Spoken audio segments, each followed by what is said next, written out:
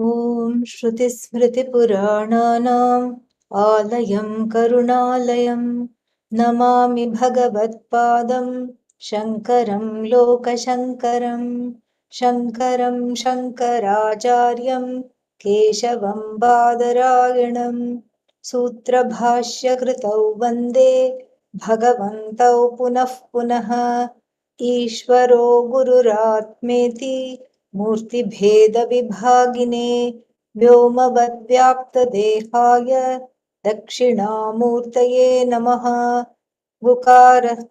गुकारस्त्वन्धकारो वै ऋकारस्तन्निवर्तकः अन्धकारनिरोधित्वात् गुरुरित्यभिधीयते।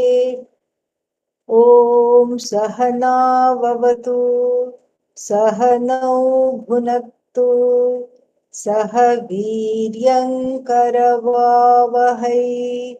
तेजस्विनावधीतमस्तु मा विद्विषावहै। ॐ शान्तिः।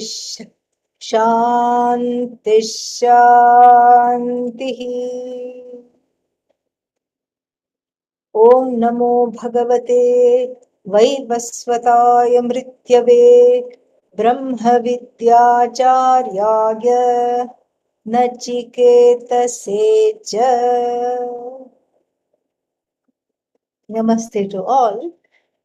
Welcome to the President's Day weekend retreat. This is what it is. And we are going to have a few talks on salient choices in self-knowledge. That is the title, ... insights from the Kathopanishad. So this is the teaching on the Kathopanishad, a very beautiful and also famous Upanishad, an extremely famous Upanishad, because it has something for everybody. For people who say, I am an advanced Vedantin. Is there such a thing? Yeah, there is, according to certain people. Why are you an advanced Vedantin? I'm an advanced Vedantin because I've been studying a lot and I don't really need any stories, etc., to keep me entertained. What I want is just the knowledge, straight up. I don't want it to be diluted or distracted in any way. I just want the knowledge. And the Kathopanishad obliges, says, Tathastu, no problem. And the knowledge first is given in brief. How do you give the knowledge in brief? Just say Om. That is what Lord Yama says. Lord Yama is sitting behind me, okay, yeah, on the throne. And he's sitting on the throne with a big mace in hand. And then the throne has two horns. Do you recognize which animal that may be from? And if you said buffalo, you are right. The mascot, the buffalo, is also there on the on the right hand side bottom of the screen. So the mascot buffalo, and what does the buffalo stand for? Tamas, inertia, and there is a, what's the word for it? There is an irony here because death is indeed a form of inertia. Lord Yama is the Adhishthana Devata of death. So if you don't want the story and all the little trivia, and it's not just trivia, it is all knowledge. And so if you don't want all that, if you don't want the frills and the golden border and the for this Upanishad, then no problem. You can have, he just says, Om, Nachiketa is in a hurry to get this knowledge. Nachiketa is there sitting on the floor with folded hands, listening to the teachings. Nachiketa is happy to get the knowledge quickly. He wants it quickly, and Lord Yama obliges by giving a one-word teaching. What is that word? Om. That's And so all the Vedanta buffs are happy because to unfold this Om will take will take a lifetime. No problem. So through different ways, through different things, we can keep on talking about this Om, because that is exactly the point of this. And so this is one thing. This is the in short, for people who are not, who are very focused and who don't want to be bothered about, whatever, who don't want to be bothered about this, that, or the other. They are happy. They're happy to just be uh, listening to the kernels of the teaching. And then there are also people who want the knowledge, but then who want a little bit of a slow unfold, and little stories. What's the word for it? Little kind of anecdotes. All these things help in the assimilation of the vision. And for them also, Kathopanishad is happy to oblige, because we have something for everybody, regardless of wherever people might be. And so that's why this Upanishad is very, very popular, very famous, very popular. Even if one has not studied it formally, one feels like one knows. One knows Nachiketa. One can read about Nachiketa. One can read about Lord Yama. One can read about the very long interaction that they have. Very, very interesting interaction they have. So there is a way to relate. There is a way that this Upanishad is by itself made very, very relatable. It is very, very relatable. And so uh, this is the Upanishad. And another reason why this Upanishad is very popular is because it gives a roadmap of where a sadhaka, a seeker, especially in the beginning, where do they need to go? Because in the beginning, that is not very clear. Where do I need to go is not very clear, because there are many, many quote unquote paths that shine. Shine means we are there as a possibility. We are there as a possibility, and so this is the so until those options stop being possibilities, this knowledge is very difficult to, extremely difficult to enter. So, because the more the options, I mean, in the everyday regular life, what do we say? Oh, we like a life full of options. In fact, the more the options, the better I feel. I feel I'm in control. I feel I'm all right. I feel like I have some kind of a thing to, if this doesn't work out, that doesn't work, that will certainly work out. There is a certain security in having many choices. This is the teaching of Western civilization. Modern, contemporary Western civilization, this is what it doubts. In fact, one doesn't want to be caught optionless. And that seems, to bring in feelings of spiritual claustrophobia. Oh, is that an expression? Now it is. So there is a spiritual claustrophobia. No, no, no, I want some room. I want to branch out. I want some more options. Why only this way? I want some other options. I want to go here. Some more choices are needed. This is the feeling. Why? Because we are products of this particular culture. We are products of this particular thinking and this particular kind of socialization. And what is this particular kind of socialization? More the merrier. More there is, the better I am. More there is, I am happy. More there is, I am, what's the word for it? I'm safe. More there is, I am, uh, in the groove. This is how it is. This is where the, this is where the, uh, this is where things happen.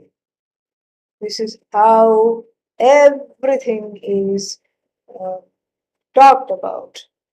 And this is what one is used to. And in fact, when there are choices, strangely enough, one feels safe.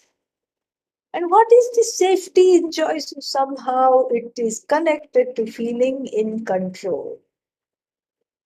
I can go this way, I can go that way, I can, like, just, it's akin to having a destination to go to and many, many ways of going. I can take the train, I can take the bus, I can catch a flight. Many, many options. I can do all these things.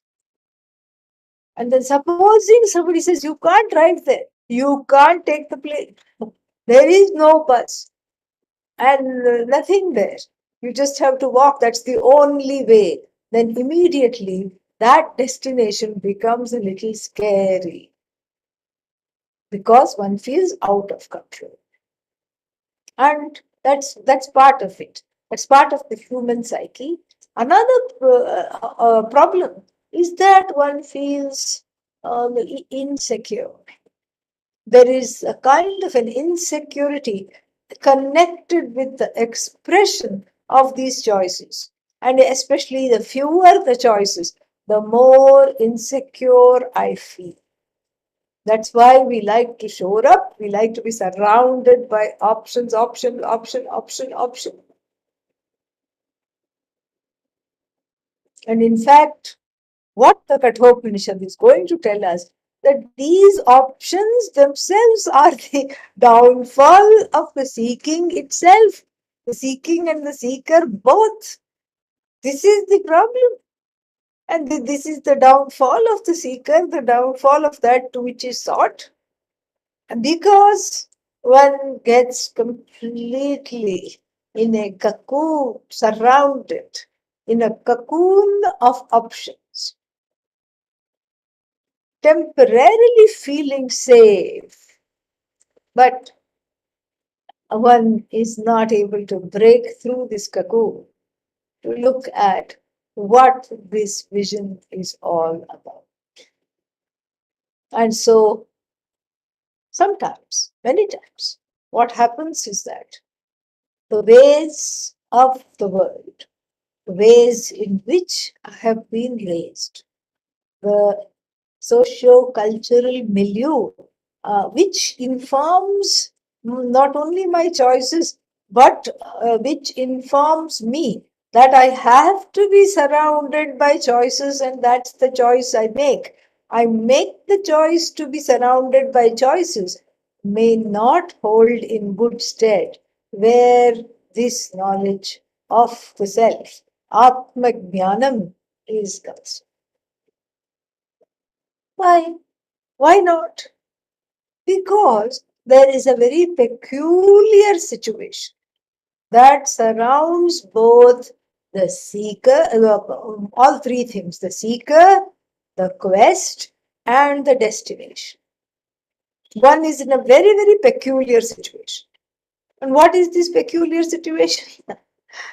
The peculiar situation is that who is the seeker? Me. Me. Aham.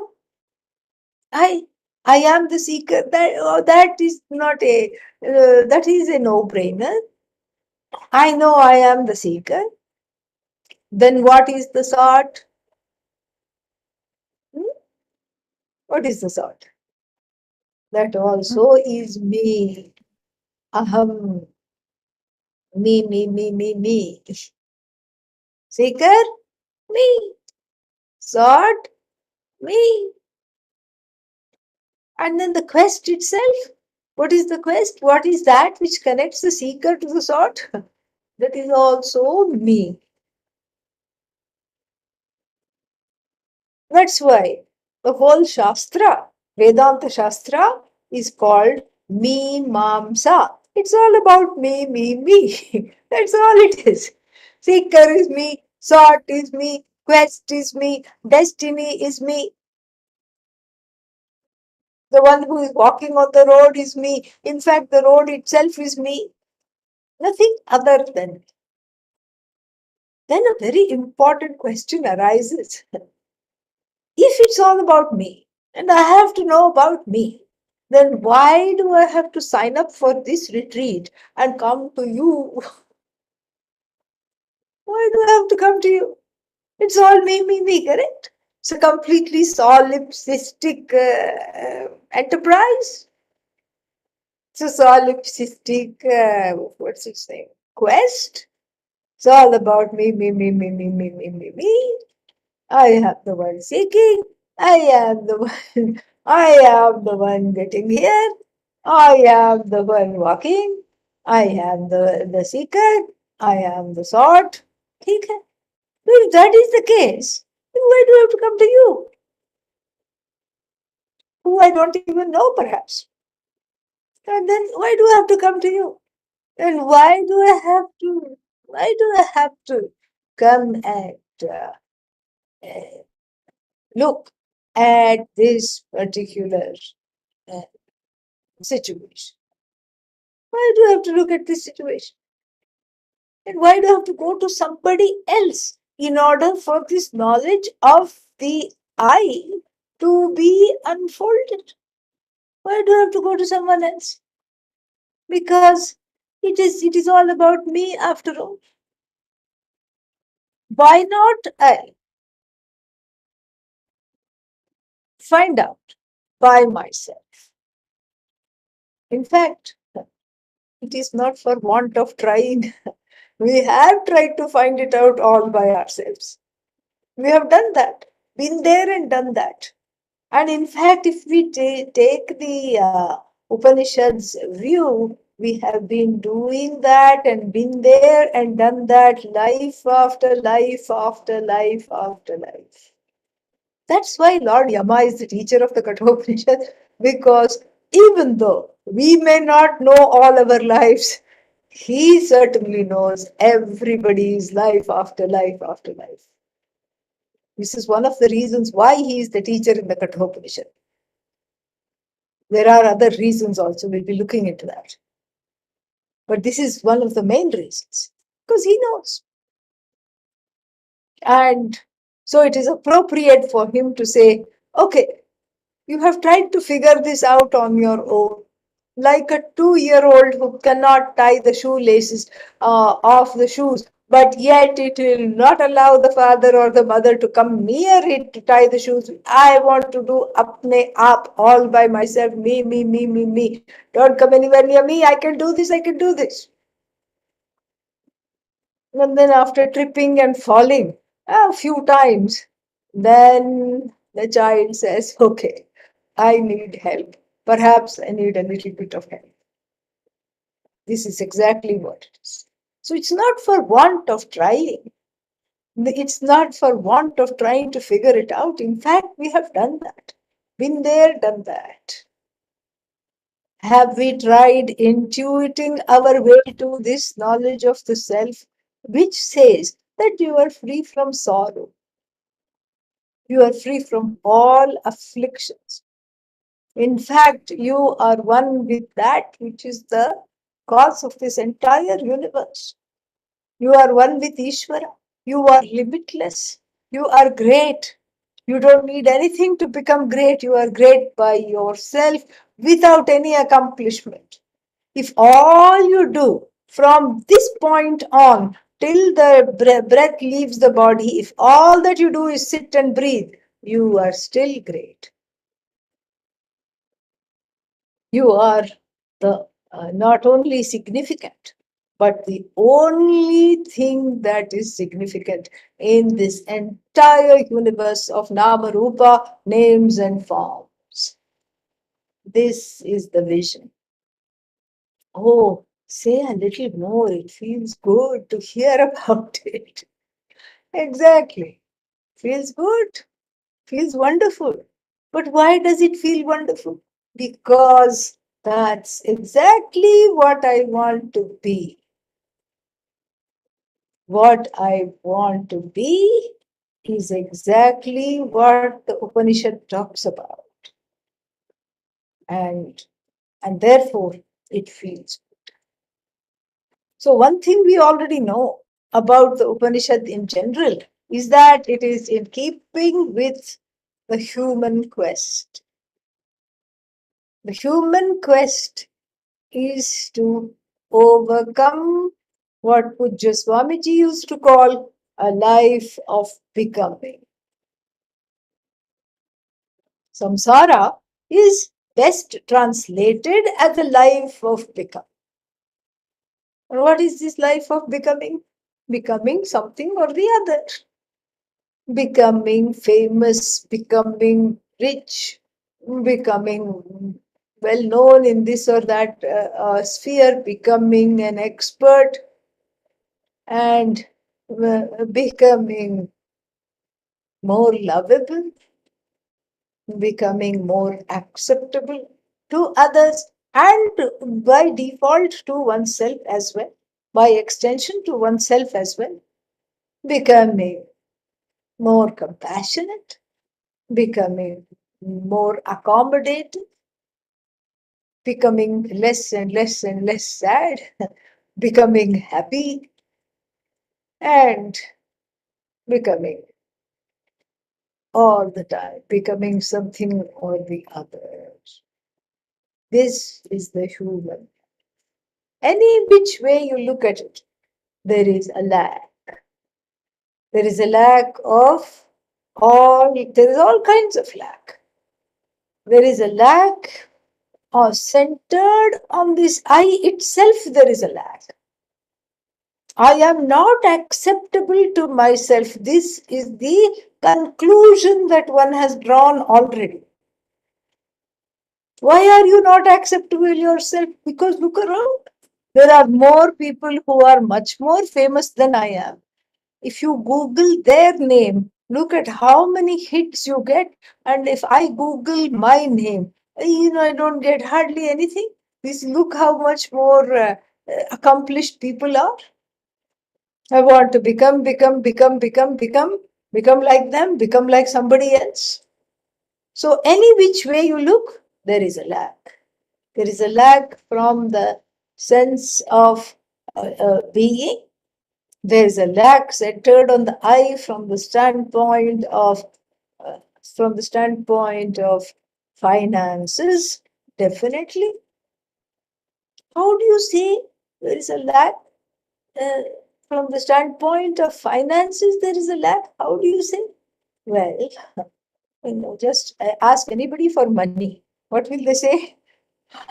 I don't have any.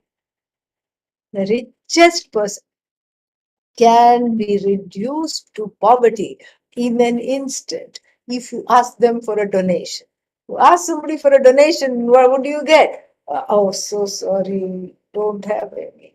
Lot of expenses. Inflation.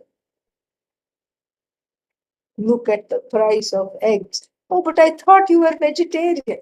Doesn't matter. Still, I'm just giving that as an egg example. Okay. And so this is what it is. And so how to come out of this? Every which way you look, there is a inadequacy centered on the I. There is a lack centered on the I. There is all these things going on. No, no, no. Only in terms of finances. No other place there is a lack. Really? So do you like how tall you are? Well, no, I just wish I was a little taller. That's why I wear heels. I just wish I had more height. Why? Because when I have height, I'm a little more acceptable. To whom? To the world. Really? The world said, please come in heels? No, no, no. I just feel better. Ah, okay. So you are acceptable to yourself when you have, these, what are they called? Pencil heel, where you need a tutorial to walk with that. Okay. Yeah. And then even men have heels. So, I can see those who have the cameras on, they are all happy that this is a very interesting joke. But even the men also have heels. They are kind of hidden inside the shoes. There's a false bottom, and then some heels are there. This is the thing. Okay, so height wise, inadequate. Okay, let's talk about your weight. No, no, let's not. Next. Okay, let's not talk about your weight. Weight wise, obviously inadequate. And if you look at Amazon.com, there is things for everybody. Like if you want drastic weight loss, there are shakes. Why are there shakes? So you don't have to shake. You can just sit in one place and drink these shakes all day long, and then it will supposedly do the job. What does it do? It supposedly makes you eat less, something like appetite suppressant. And then, so there is that. And then for the people who say, I'm just too bony and wiry, I need to put on weight. Nobody needs to put on weight. What you need, the diet industry will tell you, you need muscle mass. So you need whey protein. Why is it called whey protein? Because it's way, way expensive. That's why. The more organic it is, and the more things that it has, and the more drastic it is, which promises all kinds of things. You need that. And then you need to work out. And then so that you can work out more, you need something that you can take so that after the workout, all those aches and pains, and then you would have stretched too much and all those sores and everything, they will all go. So there's a huge industry telling you what you need, and then you keep nodding the head because yes, yes, yes, yes, yes, little more of this, little more of this, little more of this, yes, yes, yes. Why? Because ultimately it is that what drives me is the fact that I am not okay weight wise. I'm not okay. I'm not okay. Oh, but you said we are not going to talk about weight. I kept my promise. We didn't talk about weight. We only talked about supplements. That's all. We just talked around the weight. Okay. So height wise, inadequate. Weight wise, inadequacy. Money wise, inadequate. Space wise, inadequate. That's why I need a bigger house. I need a little more room. I can't handle this. I need a place to do yoga, and I need a place to spread out, and I need a place to sit and meditate. And there is a whole meditation industry also. We are not even able to sit and meditate without having a complex about the meditation itself. And what is that? So first you need a cushion. Need a meditation cushion. And if it is too soft, what will happen? Nirvikalpa Samadhi will come uninvited. Okay. After just one Om Namah Shivaya, one mantra japa finished, Nirvikalpa Samadhi will come uninvited. And a few snores later, you just come to the conclusion that meditation is very restful. So sleep comes instead of meditation. And so Therefore, this is not to be done. And so, therefore, you need a cushion that is hard. And then there is a place to sit also on the cushion. If you sit right somewhere in the center and you're not comfortable, you kind of sit on the little bit of the edge of the cushion so that your back, head, neck, and back are in a single straight line. Before what? Before you make the attempt to sit in a single straight line, as the Bhagavad Gita says, samam kaya shiro grivam dharayan achalam sthiraha. Kaya, body, griva, neck. Why is the neck called griva? Because usually there is lots of aches and pains and it makes you grieve. That's why it's called griva. Okay, yeah. So Sanskrit is very good. So the meaning is embedded in the word itself. And so kaya, body, griva, neck, shira, head. Samam. All these have to be held in a single straight line.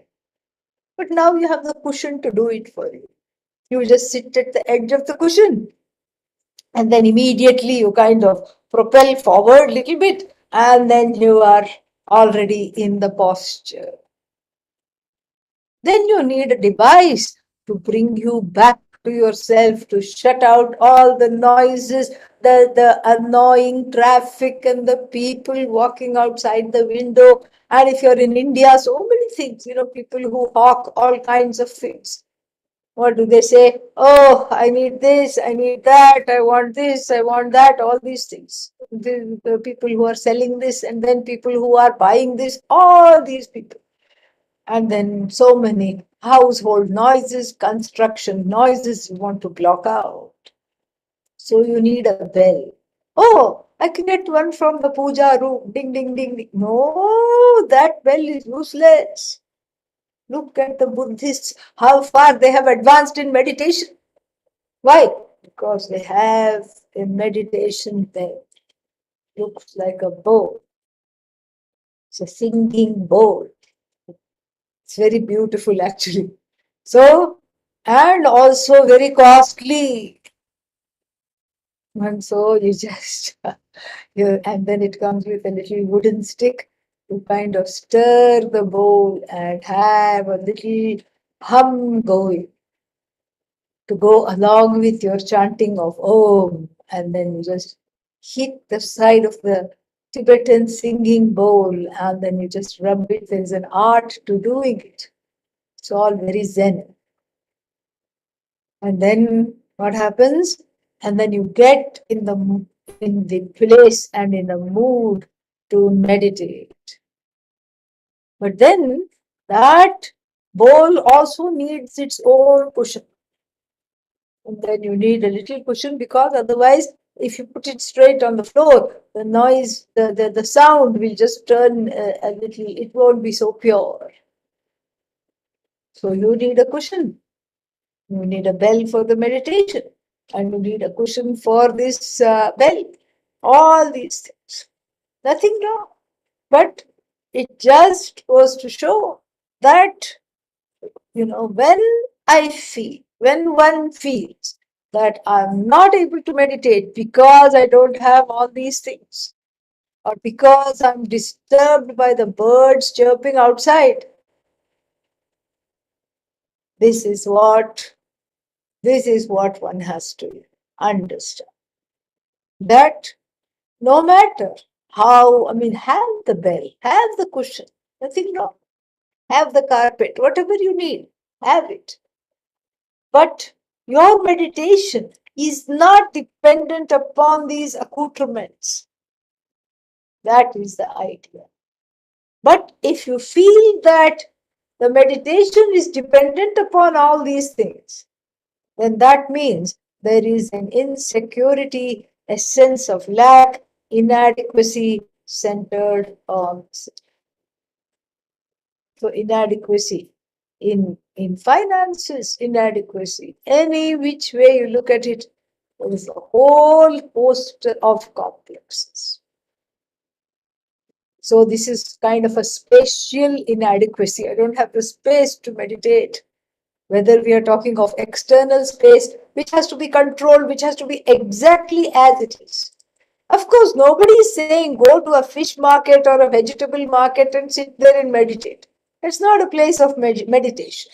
In fact, the Bhagavad Gita also says choose a Vijana Pradesha, choose a relatively less occupied and less populated place. For if you want a nice meditation, all that is okay. But thinking that I am not a good meditator until I have all these accoutrements, this is what is being questioned here in this analysis. Space wise, lacking. Time wise, of course, lacking. Can you please do this for me? I don't have the time. I don't have the time. I don't have the time. I don't have the time. That's why, that's the second reason why Lord Yama is the teacher of this Upanishad. Because he has lot of time. And the person who goes to him also has a lot of time because there's nothing to do, nowhere to go, nothing to achieve, nothing to gain, nothing to lose. This is the reality. That's why, ironically, this Lord Yama is the teacher in this Upanishad. But here one must not construe, this would be wrong to construe, that I have to give up this life in order to gain this knowledge. No. The Upanishad makes it very clear. Why? Because Nachiketa is not dead, hasn't given up this life, and goes back to his parents. This young boy goes back to his parents, and then is there, and he's not given up this life at all. And so this knowledge is not for the dead, it is for the living. Jivan Mukti. Jivan Mukti means while living, I am free of this host of inadequacies. I'm free of feeling inadequate in relation to time, space, finances, looks, height, weight, all these things. How about relationships? Definitely one feels inadequate. I wish I could be a better son, a better daughter. I'm filled with regret. So this regret one has. But one doesn't say in the same way. It's very interesting. Human nature is very funny. The same person who says, I wish I could be a better son to my parents or a better daughter, the same person will not say, I wish I could be a better spouse. Very rarely. They want the other person to be a better spouse. I wish my spouse could be better to me. Parents is a different thing. Everybody thinks, okay, that's a very different relationship. And so I wish the spouse could be kinder to me.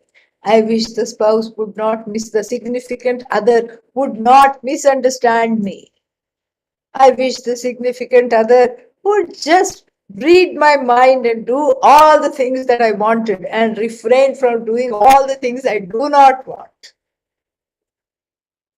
And of course, if you have children and you are an Indian parent, what do you want from the children? What's the main thing you want? Oh, love and understanding. Rubbish. What? Generally, people want what? Obedience. I think this must be some kind of a colonial legacy that we want our children to obey.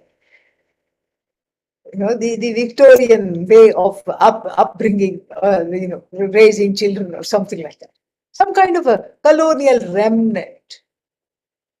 And because we don't find traces of this in ancient Indian parenting. We don't find this. Okay, all right. No problem. Let them be obedient. How long you want them to be obedient? All their life.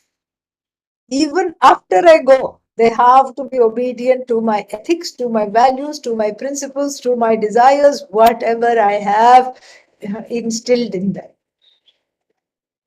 So, and then what do the children do?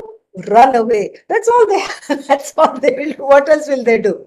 They'll run away. As soon as they hit 18, they will run away.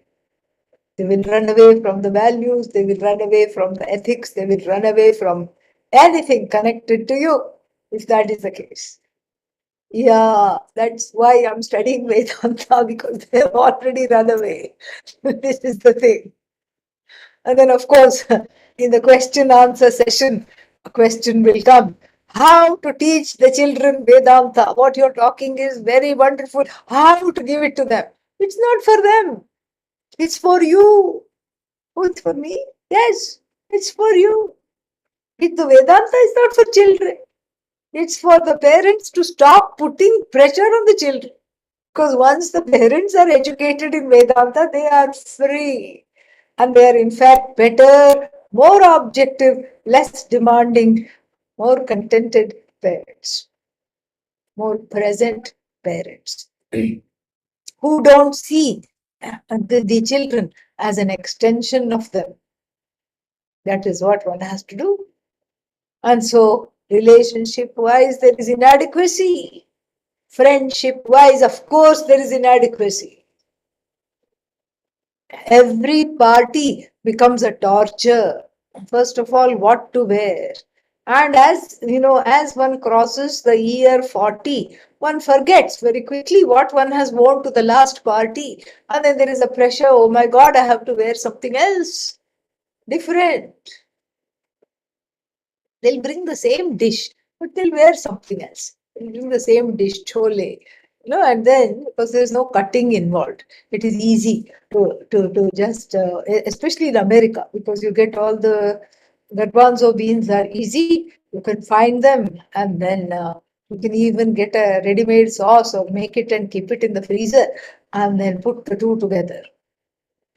But then you have to wear something you haven't worn before. And you wear out your own patience in the in the process. And then after going there, okay, you wear something, you bring something to this party. After going there also, there is inadequacy. Oh, all the people who are famous, rich, and well known are hanging out there in that particular corner of the room. Let me go and join them. So I go and join them. And what happens? Nobody even looks at me. Then I feel bad and come back. And oh, I don't belong. It's not that you don't belong. It's just that you long. This longing to belong is the world's greatest spoof that leaves you longing all the time. It's the world's greatest spoof. In fact, Lord Yama is going to tell us that you belong in every situation. That's what it is. If you don't understand this, you will be longing all the time. You'll be longing to belong. You already belong. You are the only significant thing there is, because you are the only source of this sentient presence. What do you mean sentient presence? Because think about it. All objects in the entire universe, they have name, correct? And they have a form. Who named them? Think about it. The answer, of course, is you. No, no, no, no, no. I did not name pot, ghata, ghataha, pot. I did not name. I did not name this ghata called pot. I didn't name it at all. In fact, when I was born, it already had the name. Yes. So whoever named it, doesn't matter. Whoever named all the things that you can interact with, whose names and forms are there for you to interact with. Essentially, whoever named it is is not a person with a particular body mind sense complex here. The naming was possible to take place because that body mind sense complex was informed by a sentient presence. Sentient presence, which I call I, which is alone the only thing that there is really in this universe which is unlike anything else.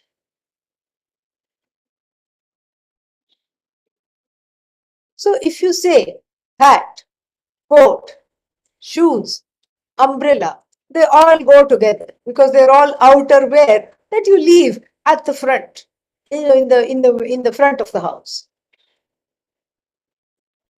But then if you say hat, coat, shoes, apple, it doesn't go at all. This is exactly like how this particular predicament in which we find ourselves is. It's a hat, coat, shoe, puppy. This is the kind of a situation. What does the puppy have to do with shoes? Well, it eats the shoes. Yes, it chews up the shoes, but that's all there is. Shoes, object, puppy, subject. Puppy, sentient. Shoe, insentient.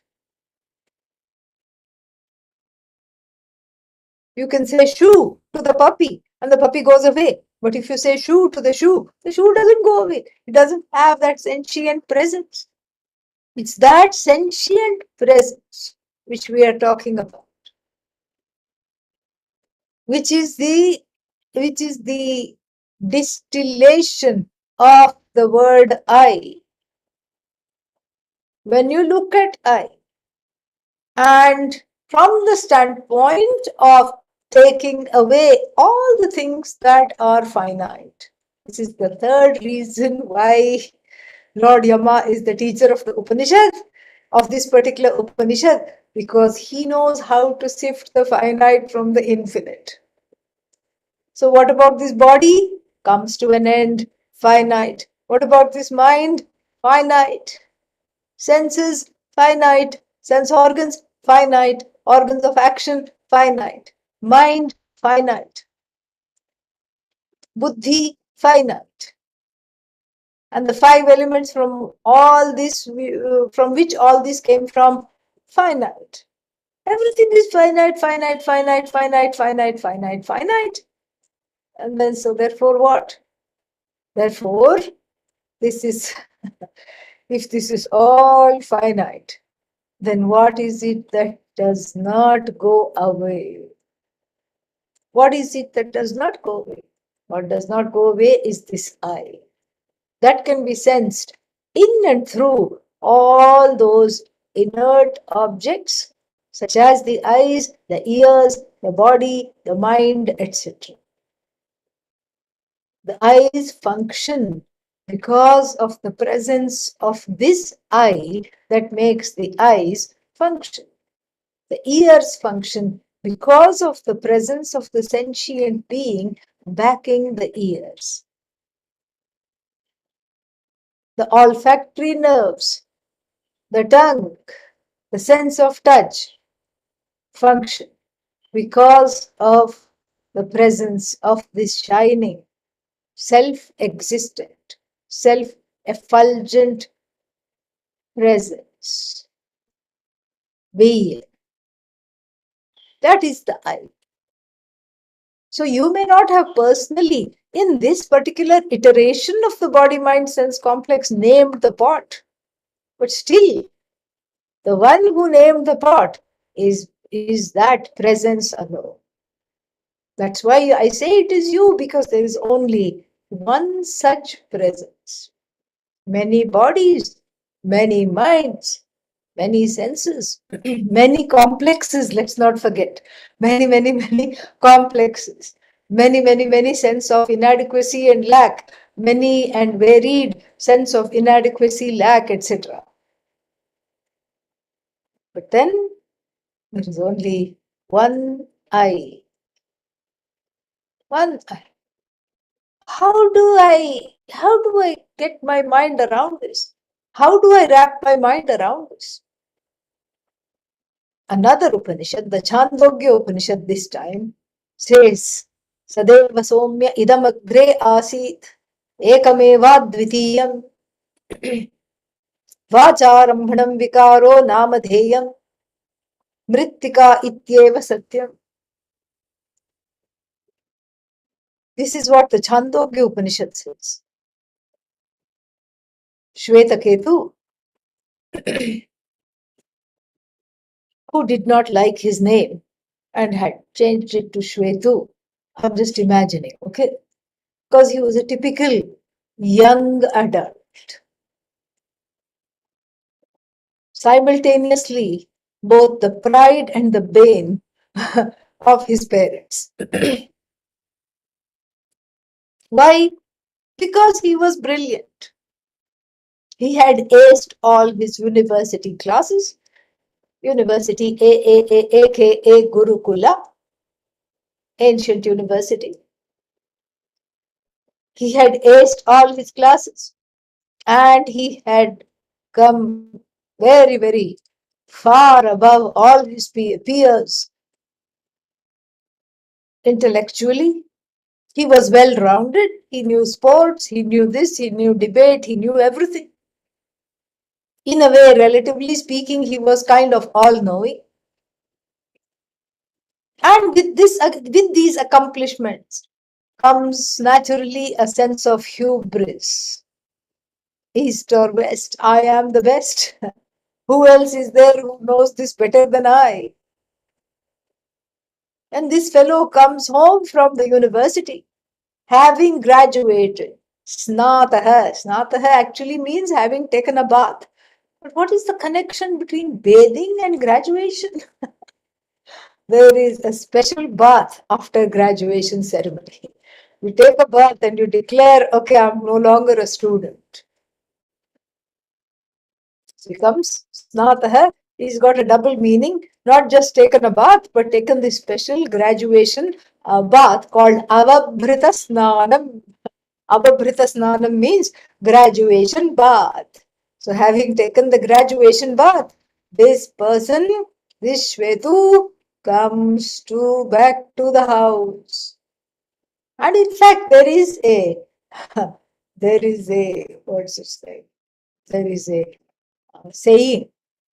There is a saying, please do not, please do not, please do not stay in between two stages of life.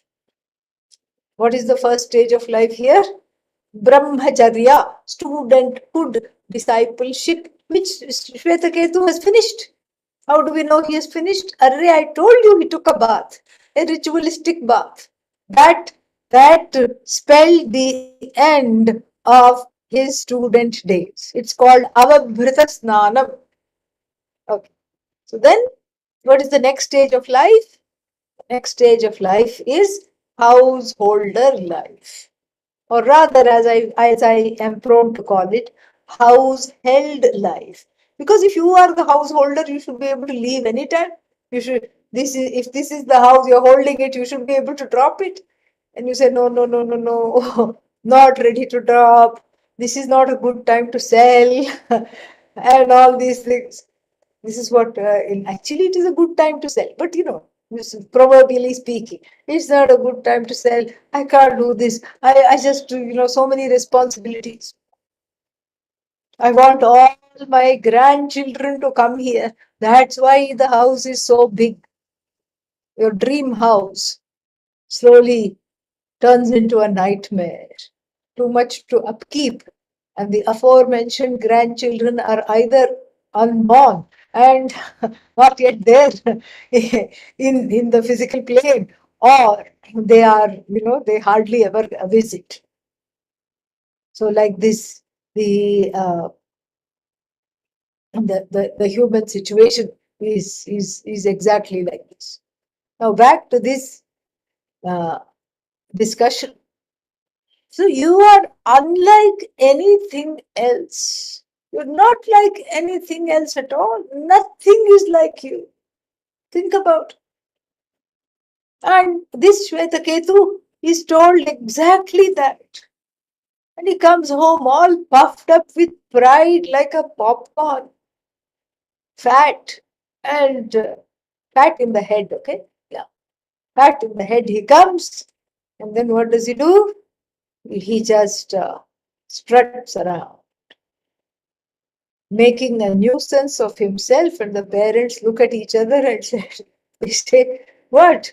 Is this the child we raised? What happened to him? I thought Gurukula will bring out the best in him, but look at this.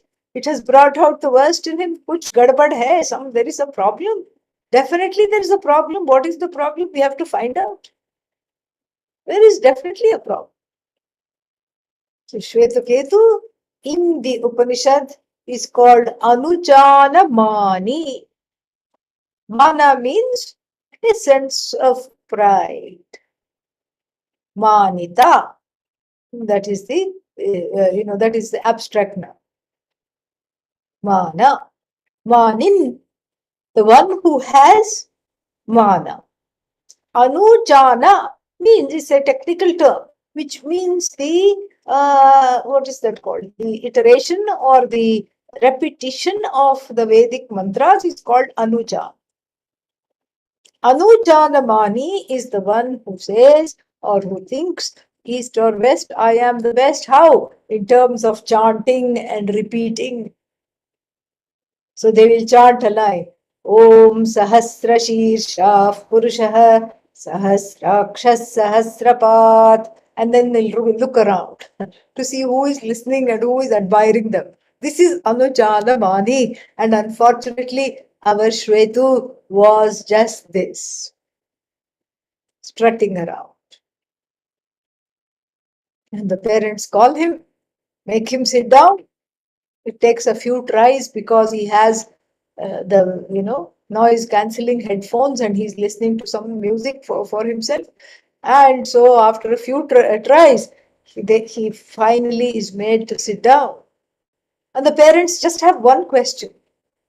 Hey Shwetu, did you ask for that knowledge, knowing which everything is as good as understood, as good as known? And his first response is, what? I was the best. And if my teachers had known this knowledge, they would have told me. They would have told me. And they would have definitely taught me. Which means what? They did not know. Maybe my teachers did not know. And again, the father very strictly asked the question. He says, you're not listening to the question at all. What is my question and what is your answer? There is absolutely no connection. My question is, did you ask for this knowledge? And what is your answer? The teachers did not know, that's why they did not teach me. Second time he asked the same question. And then Shvetaketu says, is there such a knowledge? If so, please teach me. The father now is converted into a teacher of Brahma Vidya. And what does the father say? The father says, yes, there is such a knowledge. And all that is here is one thing and one thing alone. And what is its name? Upanishad gives its name as Sat. Sat means existent. There's only one thing that is existent, and that thing happens to be Chit. You. Chit means sentient. You are the only source of sentient existence. And this entire Jagat of names and forms, this whole universe of all kinds of names, all kinds of forms that are there, arise, as it were, from this Sat. This whole universe arises from Sat, sustained by Sat, and resolves into Sat when its function is completed. Just like your dream Jagat arises from you. Your own memory, your own desire makes this world come alive. What world? Dream world. The dream world comes alive because of your own memories, your own knowledge, your own desire. Those are the ingredients of the dream. Then the dream is projected, where it's all just inhabited by only you. You give yourself a body, and all other people that you see in your dream. Let's say you dream of some friends, and all of them are who? You. All of them are you alone. Friends are you. And everything is you. And let's say there are some inanimate things, sofa, chair, cushions, edible things, you're having a party, eatables. All of them is you. You uphold it. Your own sentience upholds it. And then when the dream finishes, and that's not in your hands, the dream finishes, and then it is all taken back without a trace. That's why you don't wake up to find your friends and the popcorn in your room. Your friends are not sitting on the bed because it's all you. Otherwise, the friends would be very irate. I never gave you permission to dream about me. I have somewhere to go. Now here I am in your house. And you happen to live in a different country. I don't even have my passport. Why did you dream of me? The friends would be very upset. So it's very clear. It's not really the friends. It's you. It's all you. From top to toe, it is you. Similarly, everything is this Sat. Sat is the name for Ishvara. Sadishvara. Sat is the name for Bhagavan. That Sat, which is the only source of sentience, is also the name, is also your name. Jiva's truth, the Jiva's name is also Sat. This is that oneness which the Upanishad talks about. Hey Somya, O dearest one, Sad eva asit, there was Sat alone. Idam agre Sat asit. This Jagat, before it came into existence and variegated itself into so many names, forms, functions, it was all just one Sat alone. Sat, Sat, Sat, Sat, Sat. One undifferentiated. That's all. Unmanifest, undifferentiated, but existent. Unmanifest doesn't mean it doesn't exist. It exists. It has a potential. It exists. And then what? And then we have a variegated Jagat. How? How do I see the Sat in the Jagat? Easy. Easy peasy. Shvetaketu's father says, Uddalaka. Very easy. Why? Let's go to an earthenware shop and you see all kinds of things made of clay.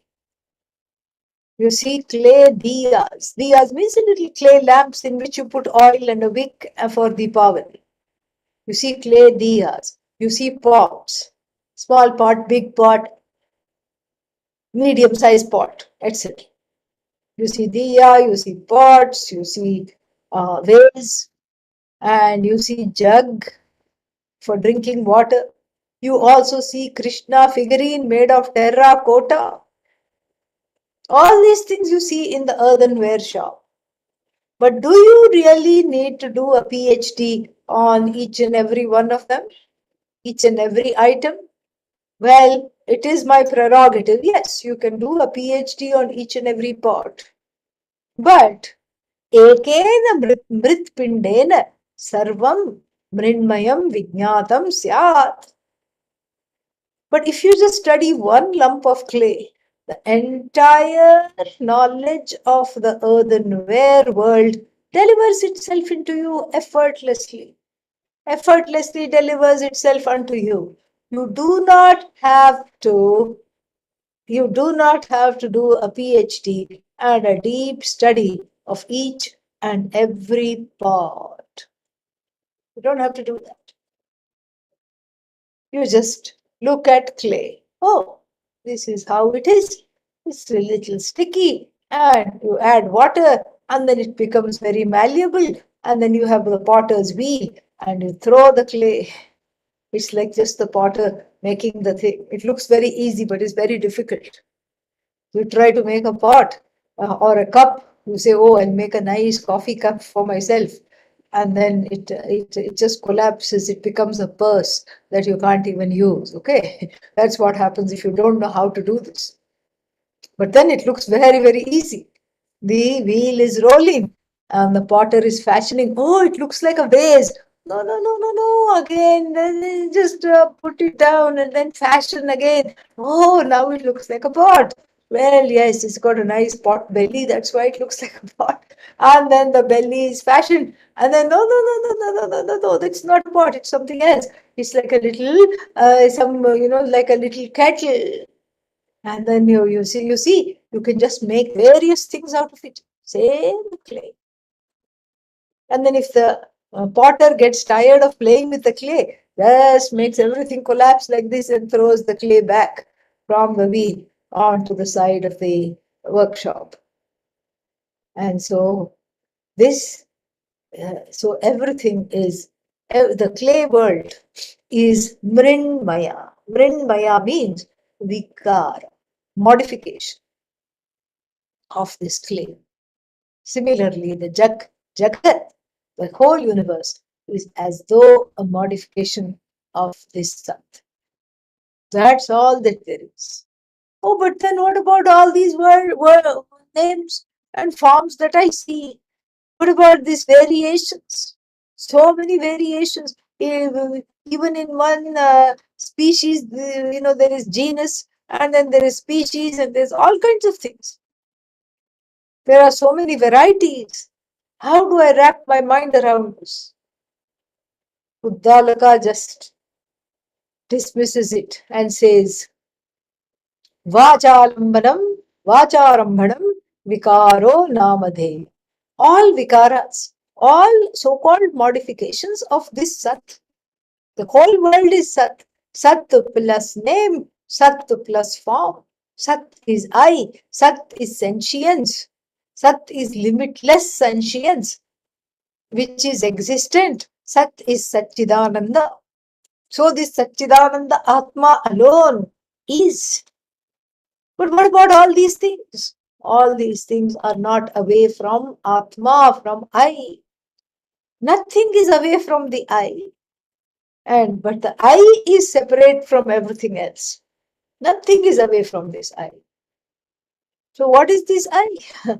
This I is that which is all sentience. But what about all the other things? Vak alambanam, they don't have an independent existence. They don't have an existence independent of this I. Please understand, Shwetaketu. Why not?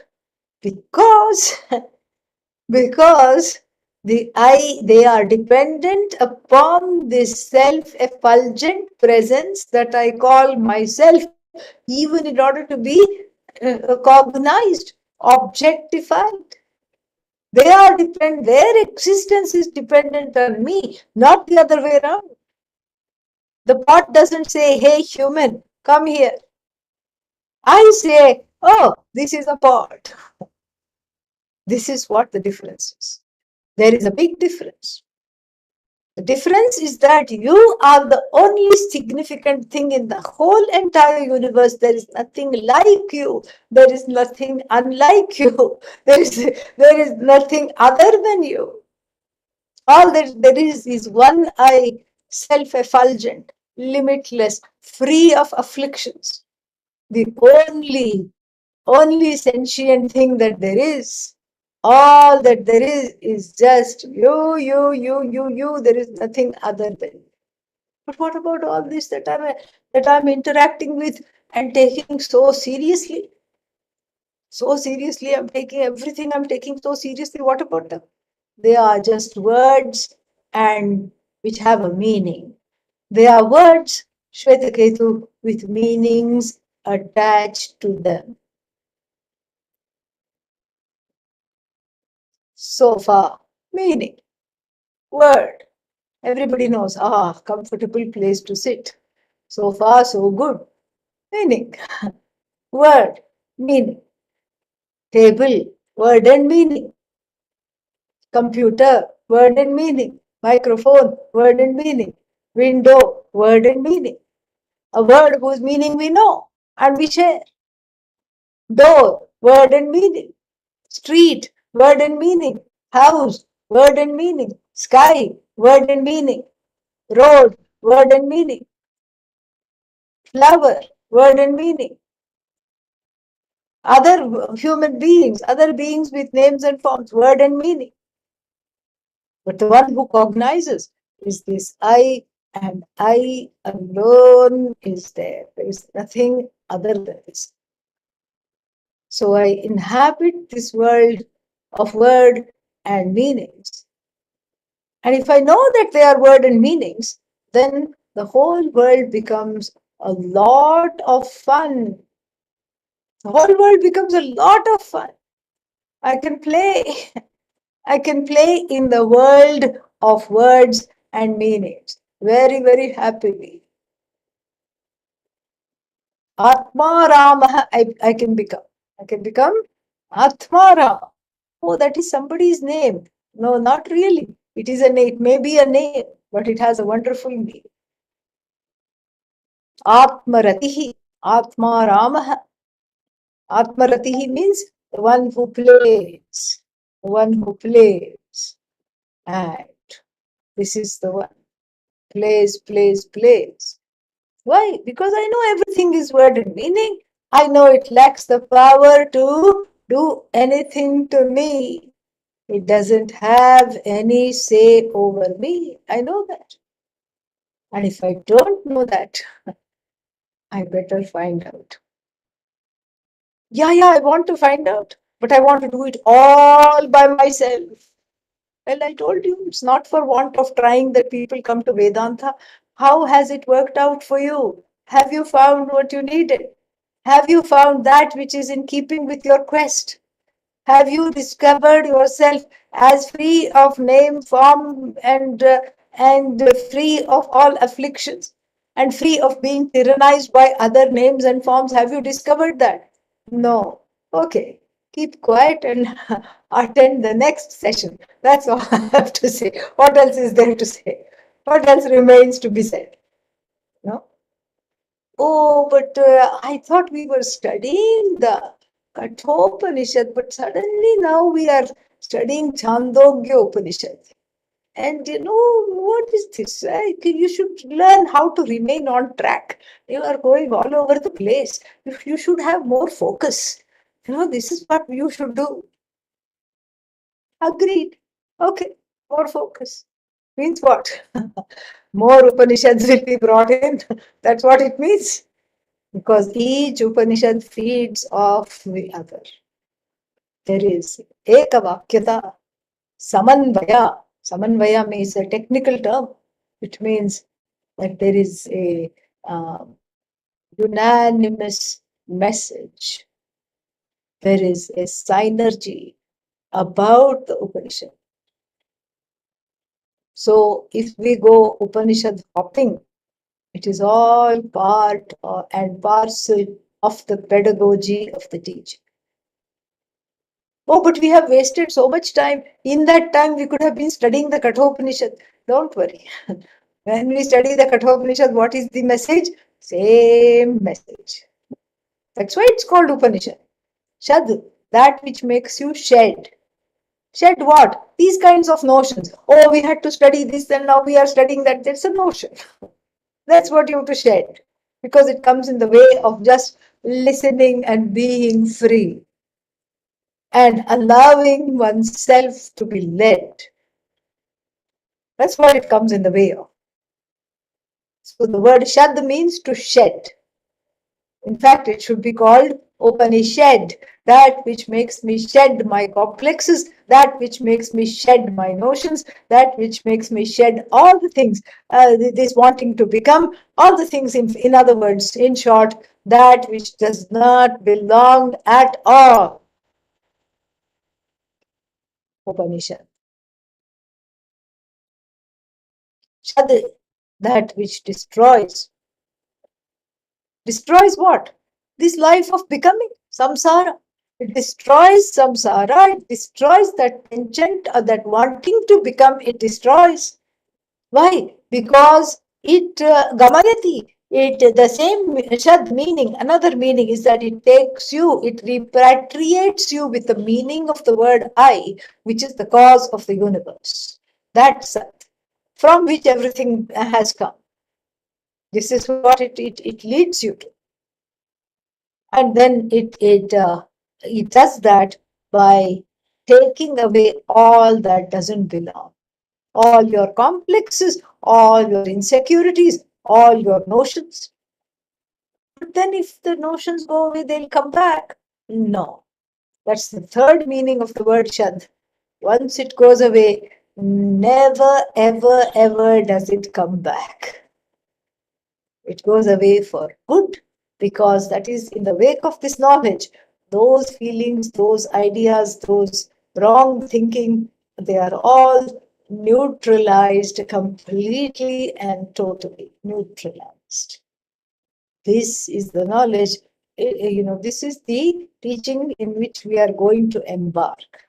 And we'll be studying, some verses from the, couple of verses from the Kathopanishad pertinent to making the right choices, the salient choices in self-knowledge. So I'll stop here, and then just since we don't have question answer sessions, I will be using some of this time in the longer classes to have some question answer time. Okay, so we'll say the closing prayer.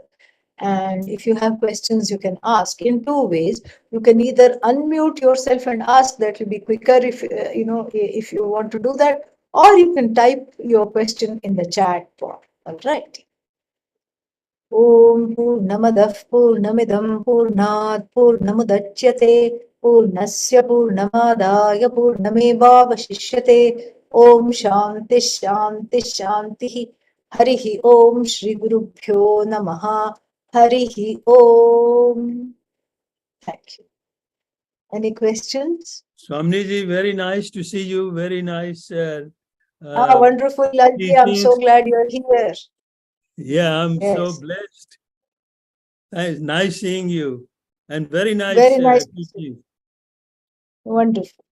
I was just thinking about the other Upanishad, the Mundaka Upanishad, which states the complete hair, taking away the ignorance. That's right. That's right. Yes. Hair shaving requirement is there. Not just hair shaving, carrying live coals on the head. Yeah. That is the thing. Thank you. Thank you. Thank you. I was so eager. I turned on my computer in the morning. I thought the class is in the morning. So I okay. Clicking all over, but then I wrote to KK and then I realized in the evening. Wonderful. Glad you are here. Glad to know that you are so eager. Wonderful. Somebody else. Any questions?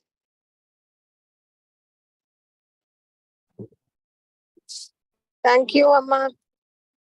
Thank you. All the best. Take care. And we will see each other again for meditation in the morning. Morning means America time, 7 to 7:30, and then 8 o'clock there is class again. All right. All the best. Thank you. Thank you.